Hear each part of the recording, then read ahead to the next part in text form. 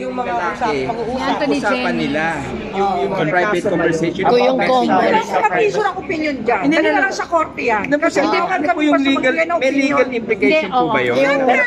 Nag-invade ng privacy. Anong attorney ang na-violate? Yung mga posts, yung mga social media, pwede mong ebidensya yan, magamit sa'yo sa kaso. Yun lang. Anong pwede niyang haraping kaso doon, attorney? Alam nyo, yung mga private matters, hindi dapat pinopost yan. Kaya nga po. Anong attorney data privacy? Hindi, nasaktan, nag-check siya. Wala siyang pakialaman. Pag-awa sila sa korte. Wala pakialam si Presida ako sa away niyo personal. Kung kayo ay agrabyado, dalhin sa korte.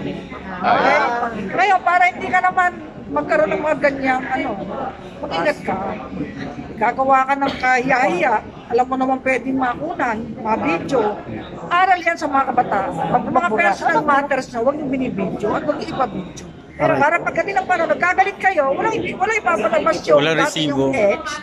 Dati na ex-man. Pero attorney, pag inayawan na ba ng boyfriend, pwedeng kasuhan kung talagang inayawan ka na? Biloko ka. Ay, hindi. Wala. Kahit kayong breach of promise to marry, kung walang perang involved. Walang kaso eh. Walang danyos eh. Alam nyo, pag ayaw na sa inyo ng boyfriend nyo, let it go. Move on.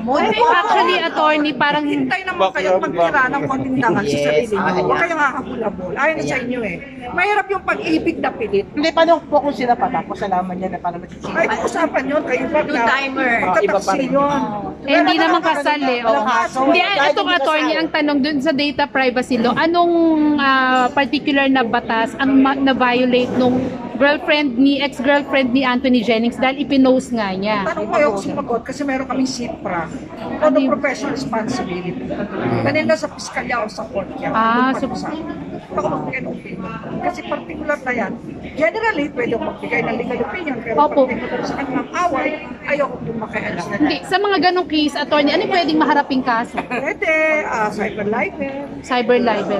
And ano ba siya, attorney? Criminal case ba siya? Ano yung criminal case, pwede civil case. Ilang taon yung kulong yun, attorney? Depende sa gravity ng nagawa mo. So hindi pa mag-matter kung sakasakaling nakasakit ka ng babae or niloko mo kasi... Wala yan, bawsi ba yan? Ayun. Kahit mo hindi sila kasal? Pagka dating relationship, may emotional, may pwede ka pa pangasuhan. So ibig sabihin, kahit hindi sila kasal? Ayun na, pwede yan. Pwede siya mag-counter demanda. Attorney, nagtataka lang din ako kasi yung issue ko ito naman po yung issue kay Mary Miranda. Kasi kahapon pinakawalan siya. Ay, nako-court ka bahala dyan, huwag ka natanong eh. Sa judici na yan. O, ito na ang attorney. Pero hindi na nagpalaya, pinagpiyansa siguro. Pero yung ganong case ba, attorney, available ba siya? Kasi sabi, di ba pag syndicated? Na-release na si Mary. Yun. Yung motion to kasi sila pa ba? Kasi na, dismissal na ng akin. Magpapasok doon ka lang, bakit kailangan madawit ka dito? Alam nyo, mag-ingat din tayo ng kaka-endorse. Mamaya mapagbintahan tayo kasabwat. Aral din sa buhay yan. Sa buhay siya. Ito ka man. Pwede pa explain lang, attorney, ano yung ibig sabihin ng motion to quash? Motion to quash, ang ibig sabihin ay motion to dismiss the case. Walang elemento ng krimen yung information o charge na ginawa.